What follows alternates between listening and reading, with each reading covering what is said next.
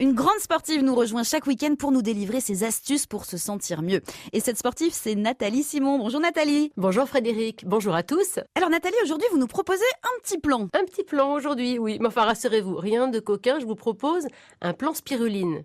Alors la spiruline, c'est la dernière toquade des sportifs. Sur leur table de petit déjeuner, au milieu des traditionnels cornflakes et autres bananes, elle trône en bonne position. Mais qu'est-ce que la spiruline, Nathalie? La spiruline, c'est un joli nom, c'est une algue bleu-vert microscopique qui doit son nom à sa forme en spiruline,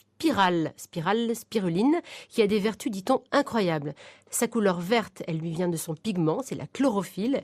Et la spiruline, elle était connue et surtout très utilisée par des civilisations anciennes. Ils avaient déjà tout compris, ils intégraient la spiruline à leur repas et ils profitaient de ses nombreuses vertus. Alors justement, ces vertus, parlons-en.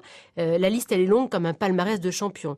La spiruline est parfaite pour les sportifs. Elle est bourrée de protéines complètes qui viennent nourrir les muscles.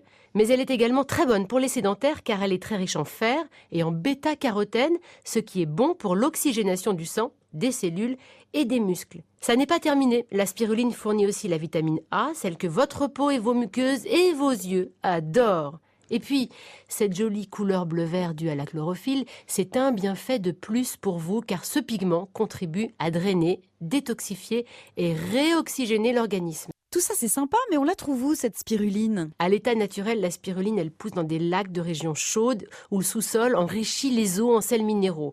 Mais elle est aussi récoltée par aquaculture et vendue sous forme de paillettes, de gélules ou en poudre. Mais rassurez-vous, on la trouve en parapharmacie ou dans les magasins bio. On la prend quand et comment? L'idéal, c'est de la prendre en 2 prises. Elle a un effet un petit peu coupe-faim et si vous vous jetez dessus le matin, vous ne pourrez rien avaler d'autre. Certains l'utilisent en poudre, mais franchement, il y a un petit parfum iodé. Dans le yaourt, ça a un petit goût étrange. Moi, mon astuce, c'est de la broyer avec du persil ou de la coriandre, de la rajouter à la vinaigrette. Hop, ni vu ni connu dans la salade, de tout réjouir. De toute façon, pas la peine de dépasser les 10 grammes par jour, ça suffira largement à couvrir vos besoins. Puis grâce à toutes ces vertus, la spiruline, elle permet aussi de lutter contre la dénutrition, la malnutrition en Afrique, où sa culture est très encouragée. Alors vous êtes tentés? On se le fait ce petit plan spiruline?